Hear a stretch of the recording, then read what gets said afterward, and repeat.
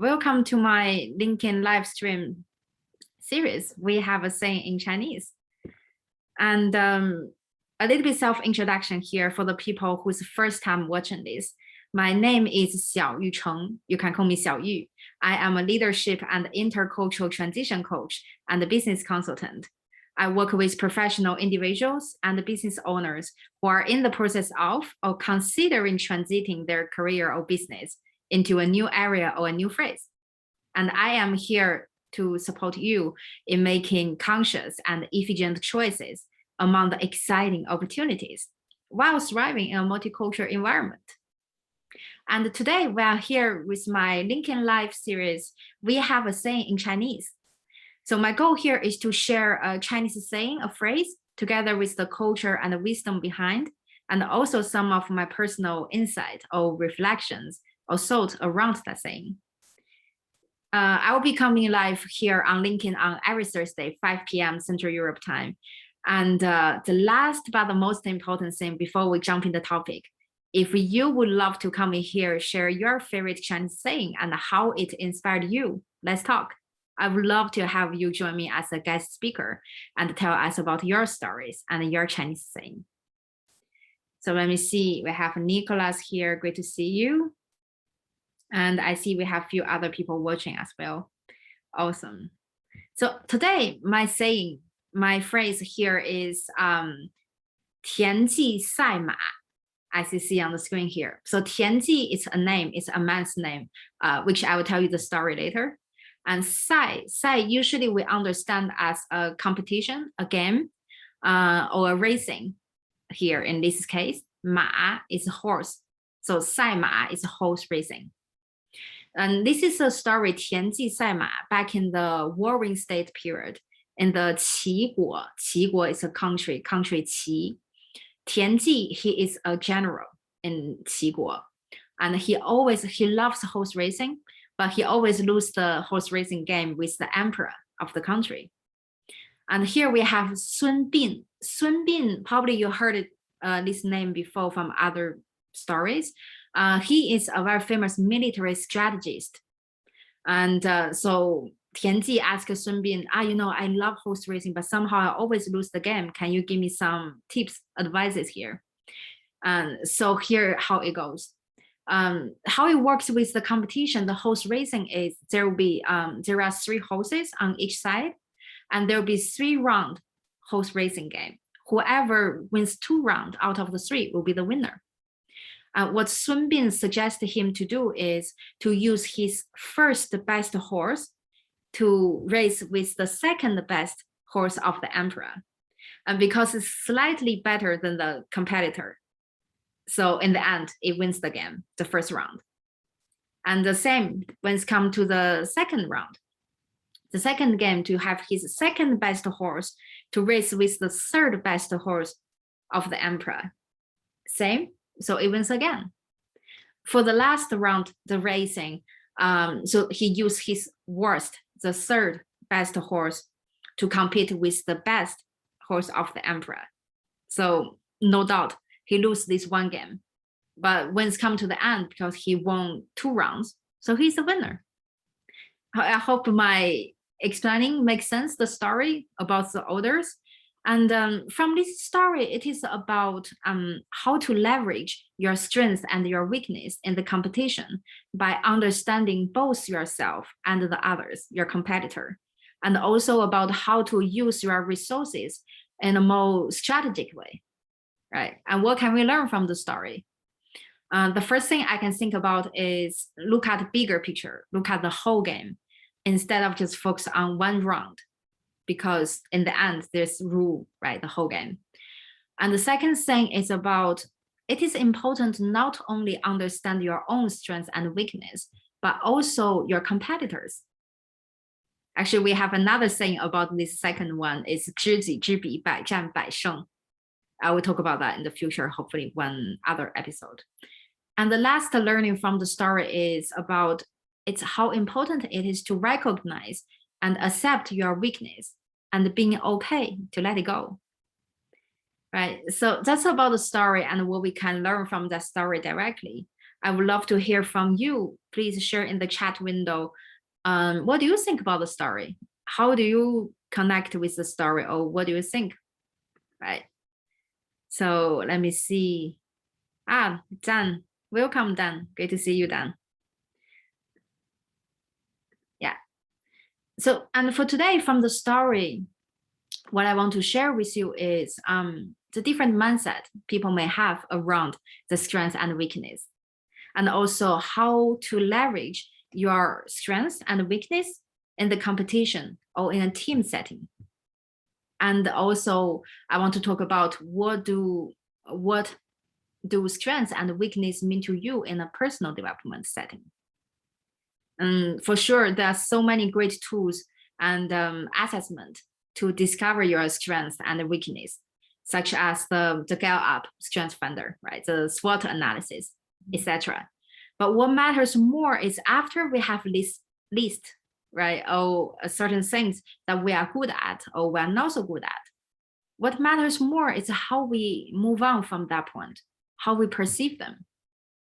Some people may focus on their strengths because it's productive, it's efficient, it's something help us to reach our goal or even receive more fast and direct satisfactions. While some other people may try to avoid facing or looking into their issues or weakness because it's usually unpleasant, it's undesirable, it could be even challenging. And also the process of recognizing and accepting your weakness, and if you choose to improve, to work on it, this process could be out of someone's comfort zone, right? And on the other side, maybe some other people choose to focus on their weakness because they believe in that's how you improve. That's the point where you can grow more, and so that you can catch up with the others. And if we switch the angle, when we're looking at other people, what are other people's strengths and weakness? We may also have different perspectives here. Could be a learning opportunity, a threat, competition, challenge, win or lose, what they have, what I have, and what I don't have, right? There are different perspectives as well. And the thing is, how we perceive all this weakness and strengths will impact how we act on them, how we move on from that step, and also where we put our attention, our energy on. And keep that in mind, different mindset perspectives. Let's put those into different settings. Start with the competition or just general business building. So clarify who are your target clients and define what make you stand out or what made you unique. Like we say, the USP, the unique sales point. And then focus on them. By saying this, I'm not saying we should ignore or we should look away from our weakness. What I'm trying to say here is it's not necessary and we don't need to stare at our weakness. I want to share with you a book. So it is a book of Frances Fry, a great author, and also she's Harvard Business School professor. So in her book, Uncommon Service, How to Win by Putting Customers at the Core of Your Business. In that book, she mentioned, in order to achieve excellence, you need to have the courage to be bad. Because she finds the main obstacles most people face is trying to be good at everything and therefore not being excellent at anything. And it makes sense because they don't want to miss out anything or anyone. Think about that. In other words, I think many times the competition in the end actually comes back to yourself, to ourselves, to our own business, because the competitors could be just like mirrors. They are here to reflect back, to mirror back, to show you what you have, what you don't have, right? What you want to have and what you are capable to have.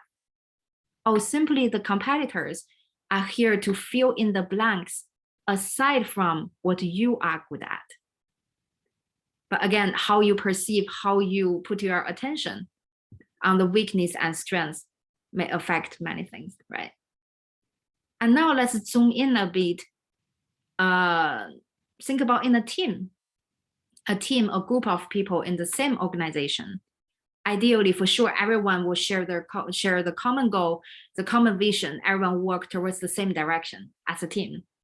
But still, because every person at different stage in their personal, professional development.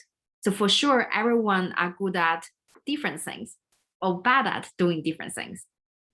Or we can call that people have different strengths or weakness. While a manager focuses on gets the things done right, a great leader focuses on use the right person for the right thing.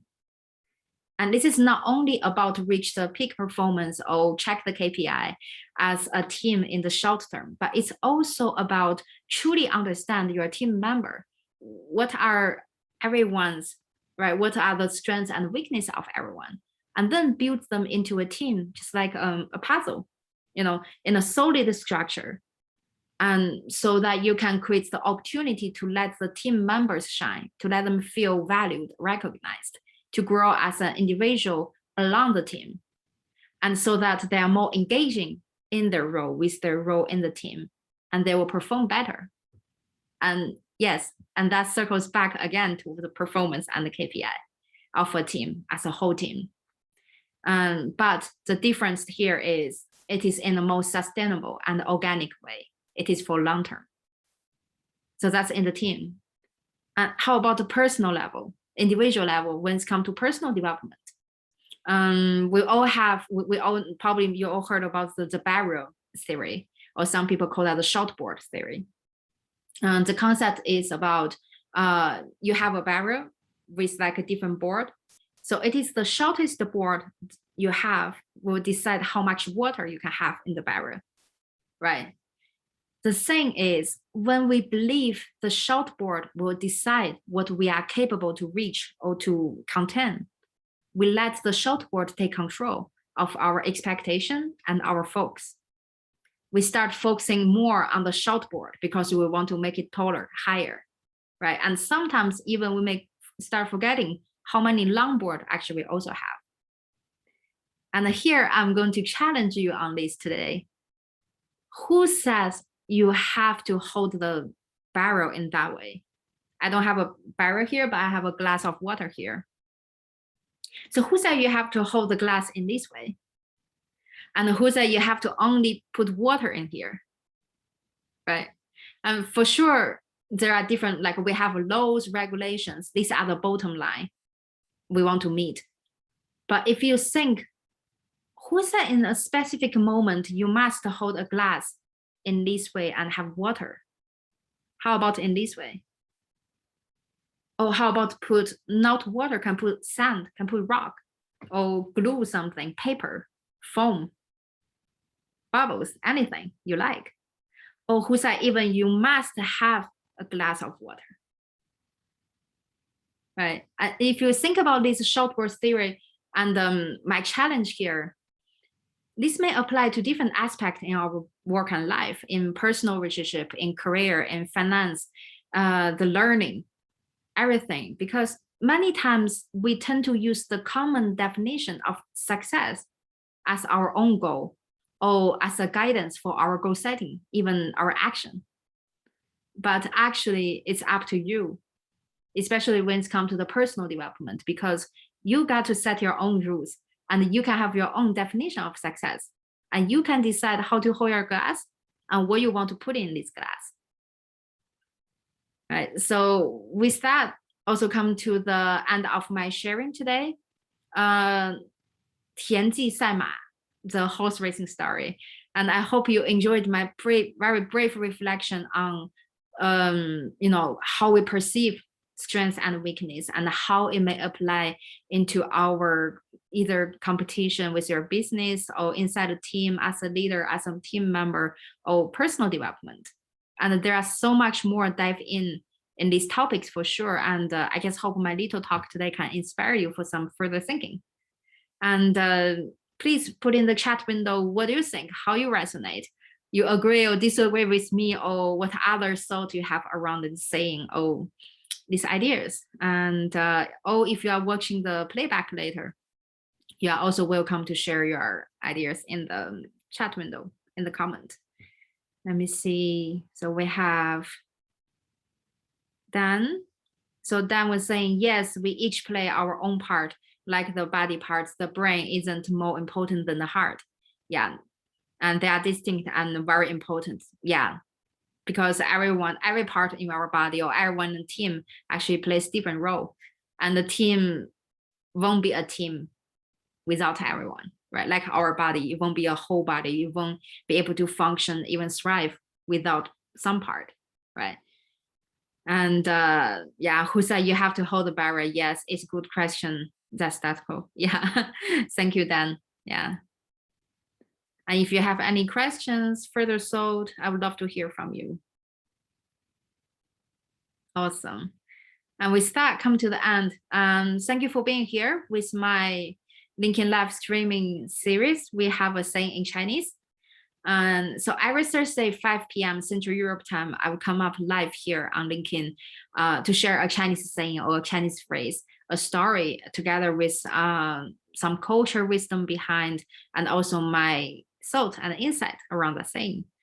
And if you couldn't make it up on time for the live, you can also make sure sign up the events. We are going to have the playback available afterwards. And the very last but important thing, don't be shy to say hi, to let me know if you would love to join me as a guest speaker and come in to share your favorite Chinese saying and how is that inspired you. All right. Thank you, everyone. Thank you.